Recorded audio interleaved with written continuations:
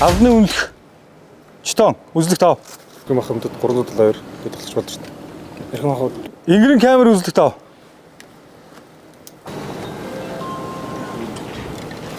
Эрхэм дэвтрэмдад шөнийн явган эргүүлд үр гүйцэтгэх албаагчид бэлэн жигссэн. Илтгэсэн ахлагай цагш цагдаагийн ахмад идэртлэг. Болно.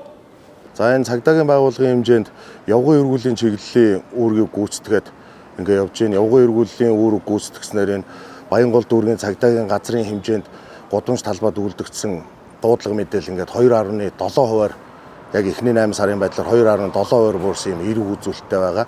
За энэ явган эргүүлийн чиглэл бол энэ Баянгол дүүргийн цагдаагийн газрын хэмжээнд өдөрт 8 чиглэлд ингээ 16 албаагч үүрэг гүйцэтгэж байгаа. За энэ ямар эрг үзүүлэлттэй байх юм гэхээр энэ гудамж талбайд үлдэгдэж байгаа одоо согтуугаар танхаарах зөрчил гэмт хэрэг юмнууд ингээ буурсан юм үзүүлэлттэй байж байгаа. 2-т бигэр 100 бигэр 12-т. Бигэр 100 сонсож байна.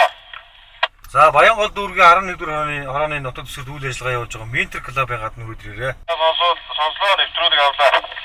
биенийхээ эрүүл мэнд эрхчлөөнд талцсан юм гэмт хэрэгүүд энэ ч бас их үлдэгддэг. Өдөр болгон л гардаг.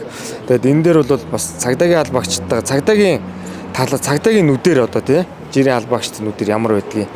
За мөн энэ хяналт шалгалт маань яаж явагдаж байна. За яг одоо ингээд ороход дотрын асуудлууд ямар байна те хэд насны хүмүүс үйлчлүүлж байна. Амар гэрээ. Иргэнстрийн дугаараа хэлээ явчихарай заа. За энэ таны иргэнстр олдохгүй та насан дөрөвгөө тийш очиж явж заа.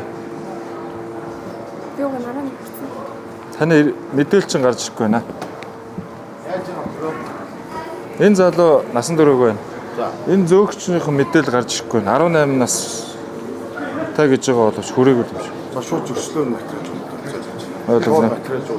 Шөнийн цагаар үлдэгдэн баар цэнгэний газруудаар нийслэн цагдаагийн удирдах газраас одоо ингээд бүх дүүргүүд дээр томоохон одоо баар цэнгэний газруудаар ингээд 7 сарын 24-өөс эхлээд эргүүл ажиллаж байгаа.